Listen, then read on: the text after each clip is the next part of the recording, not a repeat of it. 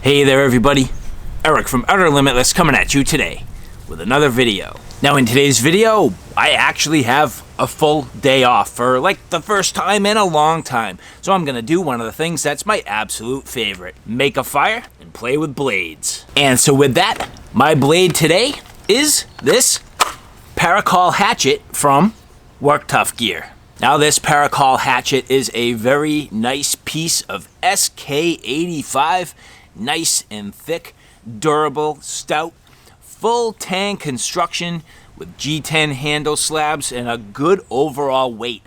Now I already know from some prior testing that this is going to do a nice job for me. I did have a recent camping and backpacking trip where I had a real brief moment to get this out on the trails. So got the Work Tuff Parokol Hatchet here. I wasn't really intending on getting into this, but I'm kind of at a crossroads in my setup with my hammock and ultimately my tarp. So I do need to do a little bit of limbing and figured I'd give this thing a shot. So kind of its maiden voyage here. Let's see how it does.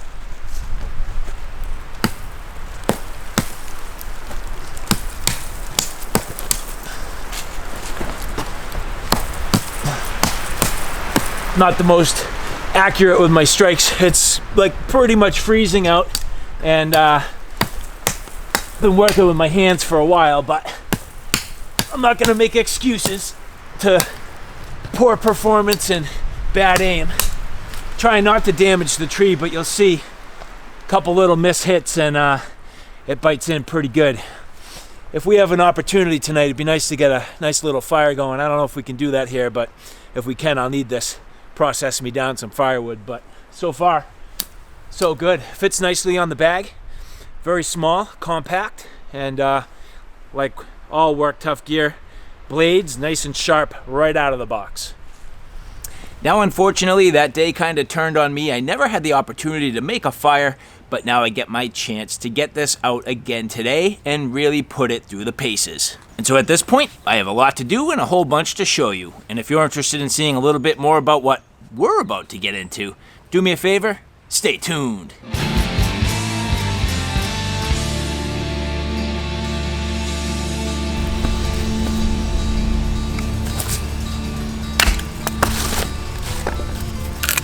And so here we have the Work Tuff Parokol Hatchet. This full tang design has a 10-inch overall length with a blade length of 4 inches. The cutting edge is 4 inches and the thickness at 0.27 inches of SK85 steel hardened to 56 to 58 HRC. This particular hatchet having a 3D machined black G10 with red liners, coming with a beautiful kydex sheath and a set of Malice Clips. This Parokol Hatchet is a very compact size survival hatchet. It is a very solid and durable piece of equipment capable of taking some serious abuse. The exposed handle has a 45-degree chamfer to allow for a more secure and comfortable grip, but it's doing a great job here, allowing me to baton down onto the handle without causing damage to the handle scales. Capable of striking a ferro rod, this does have a 90-degree spine and notch on the top of the hatchet, and this weighing in at 21 ounces for the hatchet and 25 ounces with the sheath. So as you can see, this Parokol Hatchet has a number of different techniques you can use to split down through the wood. So from basic chopping to batoning and different splitting techniques, you can definitely use this Parokol Hatchet in a number of different ways. Now it does take a little bit of practice to get used to it due to the compact size, and it is a little bit different from a traditional hatchet. Because it is a compact piece of equipment, you do need to use a little bit of a different technique, but it is definitely effective and due to the strong nature capable of doing some good hard work. The nature of this hatchet being full tang design definitely lends itself better to the harder tasks. If you're anything like me, I always struggle with a traditional hatchet with a wood handle, and I feel as though it's not necessarily the best idea to go hammering on the handle or doing batoning tasks, but with a full tang construction, you can definitely get away with that. And with some of these other splitting techniques, it is definitely effective. So using the Parokol Hatchet to crack into the wood and use a splitting action, it definitely does a very nice job. So you can see over and over and over again, getting down into this wood, splitting my larger pieces down into smaller kindling, and getting myself ready to prepare a fire. I did a very considerable amount of work with this hatchet and definitely started to get a feel for it after a while. Alright, so I'm the first one to admit I am absolutely not so much of an axe or a hatchet guy. If you've been watching my channel, you realize I pretty much am a knife type of guy. So from using knives in my camp chores, everything from chopping to batoning and splitting and getting everything processed down to kindling, I usually go to the knife. So today's a good opportunity to get to use the hatchet.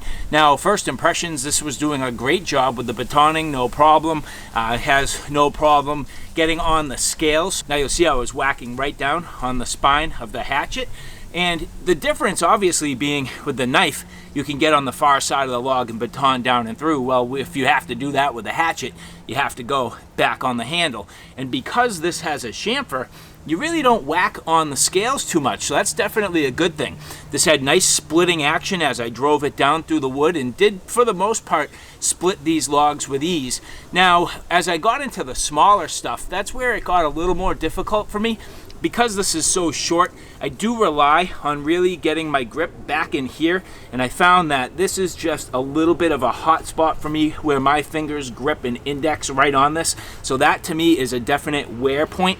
Now it is nicely rounded, so at least that takes some of the curse out of it, but it's metal, it's hard, you're whacking, there's a lot of shock, and it really does kind of bite into my, I would say, my ring finger just a little bit. But that's really on those, sort of splitting tasks where I was getting down into the smaller stuff and trying to make myself more of that kindling. So for the most part, so far so good. Definitely durable, does a nice job. This edge is seemingly in still perfect shape. So at this point, let's use this to get myself some feathers.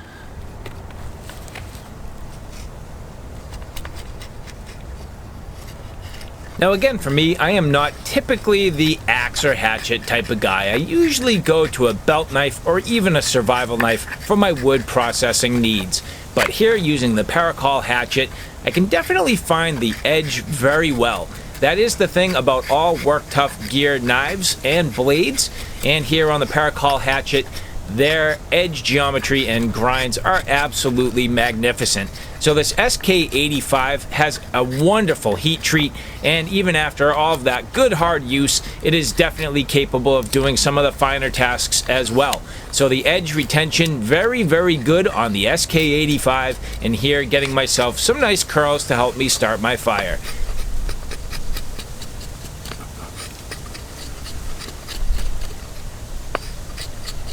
Now, using a bit of a hammer grip and carving down through the wood, this Parokol Hatchet is quite comfortable. With that 45-degree chamfered edge, it is comfortable on the hands, and with the nicely machined and milled 3D contoured G10 handle scales, it feels wonderful. So everything from the sort of harder carving use down to some of the finer little curls, it definitely does a good job. And when you need to bear down just a little bit harder, take a little bit of a deeper piece, it can definitely do that too.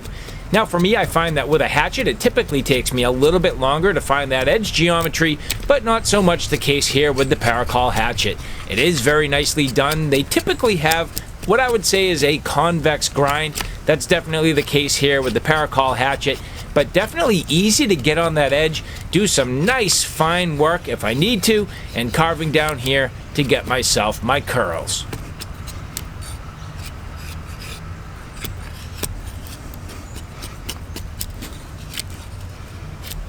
Now overall, this edge feeling nice and refined, perfectly sharp like all Work Tuff Gear knives.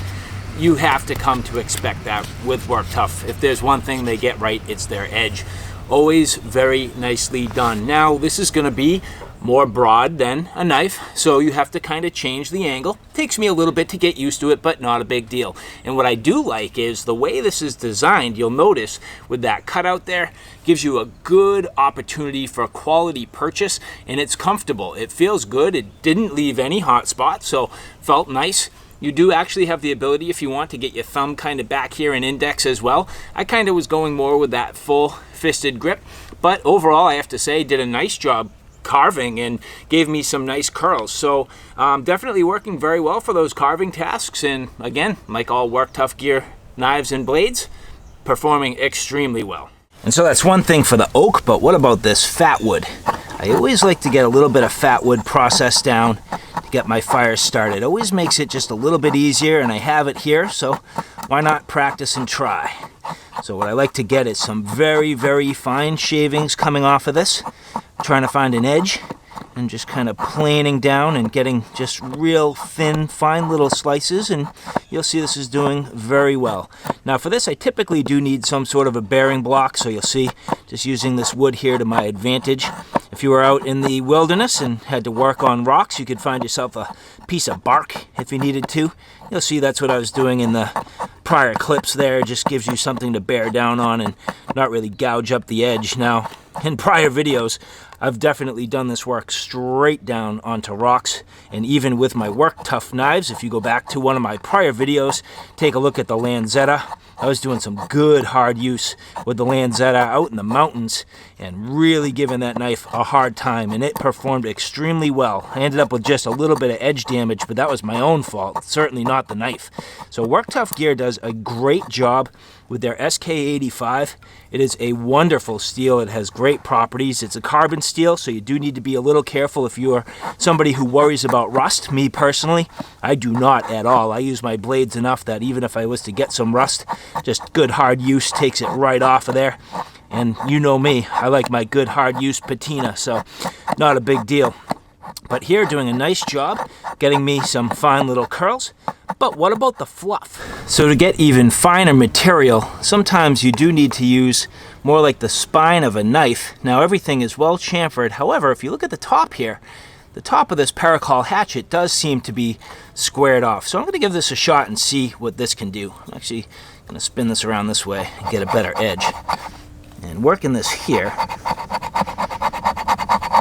let's see what we get.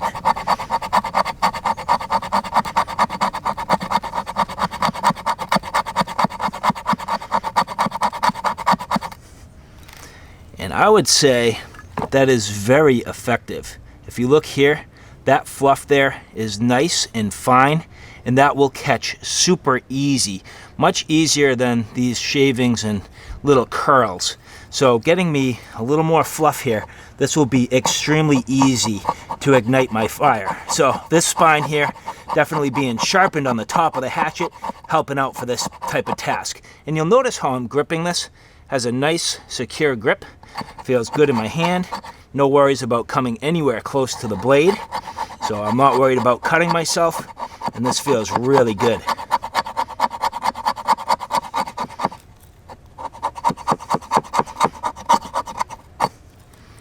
And so there you go, just cleaning this up, making myself a nice little pile. We'll have that ready. Just kind of scooping this all together and preparing it. That, my friends, is ready to take a spark. And so speaking of spark, well, we have a couple of different choices. If you look at the back here, you will see this sharpened notch. Now, I brought a couple of ferro rods to show you. This here is a 1/2 inch. That's going to be kind of tight trying to get that in there. You could probably use the back of the spine, and in fact, I'm going to just, there you go. It'll do it. I'm not going to rip it because I'm trying not to catch my bundle on fire just yet. However, here I have, and I believe this is a 3/8. I'll measure it when we get back inside, and I'll annotate below, but this is your typical Coughlin's ferro rod, and you'll see that fits perfectly inside here. So I'm going to use this notch here with the ferro rod and try and get a good spark and fire up my tinder bundle. And so you'll notice that everything I processed today using the Parokol hatchet is oak. Oak is great for sustaining your fire, but it's not the best for starting your fire. And everything from my, my main wood sources through all of my, my kindling, and even down to my tinder, except for that fat wood, everything is oak. So I'm best if I look around for another tinder source to help me get this fire started. And that's where this comes into play. You'll see that around my yard I have a number of different grasses. Now, I've used up a lot of my best tinder sources already, starting fires earlier in the season, but this is starting to get there. It's starting to turn, and this stuff will catch real easy. And I have a couple of different options here. Now, a lot of this is still green, but if I go after some of this wispy stuff, it'll definitely help. So I'm gonna use my Parokol Hatchet here to help me harvest a little bit of this.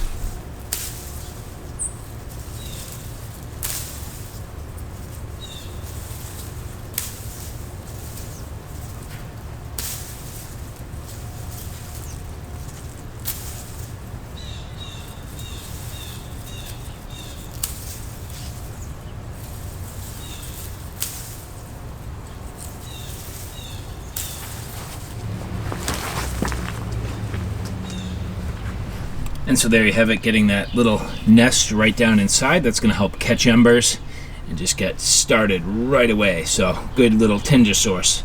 Nice little nest.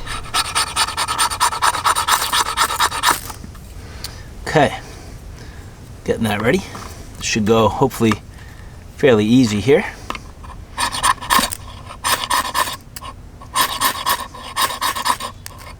There we go.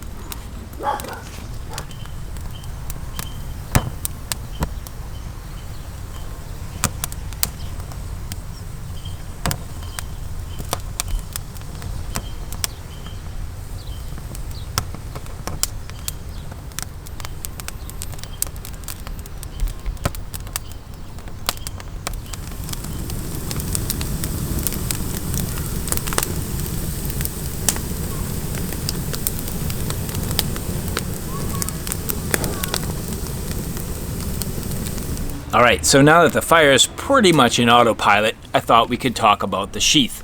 So first things first is, if you get yourself a Parokol hatchet, you will see it will come in this nice kydex sheath. And it's really kind of like a carry system. So you end up with a bungee cord that aids in retention. So if you want, you can pull it down and over, which helps keep it in place. You can take it off. I found that I use this when I have it on a pack or in the inverted position, but you really don't need it.